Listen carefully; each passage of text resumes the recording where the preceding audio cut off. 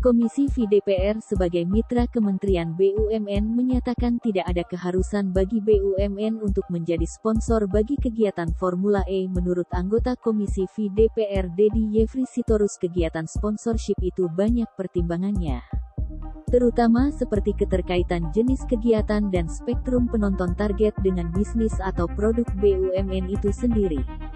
Hal yang paling penting biasanya sponsorship yang berbiaya besar selalu melibatkan BUMN sasaran dengan penyelenggara kegiatan sejak awal perencanaan.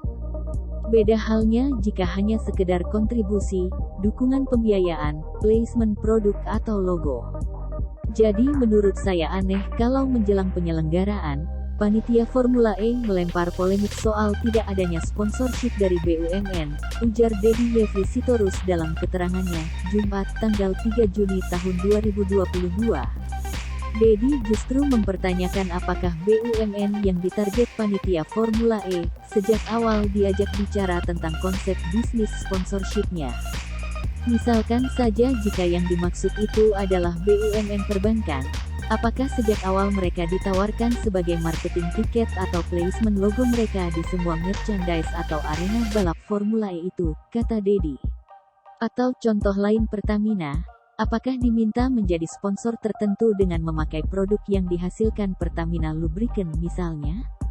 Jika tidak, tentu akan berat bagi BUMN untuk berpartisipasi sebagai sponsor karena hitungannya jelas bisnis sense dan ada aturannya, lanjut dia.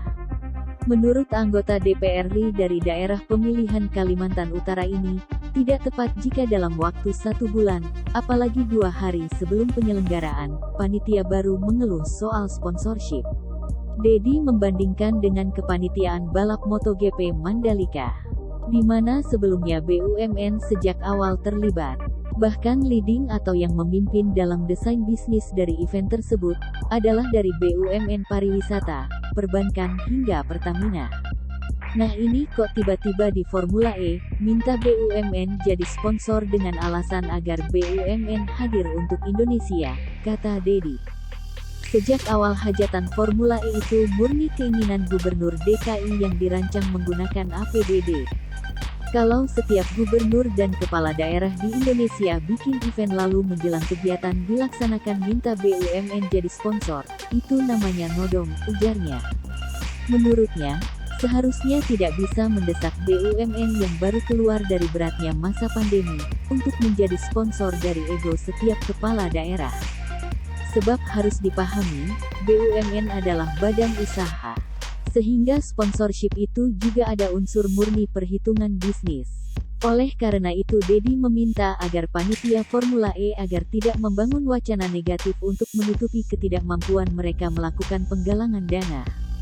Tetapi kalau memang dananya sudah cukup, jangan memaksa BUMN jadi sponsor tetapi cukup sebagai donatur atau penyumbang, itu baru masuk akal, kata Dedi. Terima kasih sudah nonton, jangan lupa like, subscribe, dan share ya!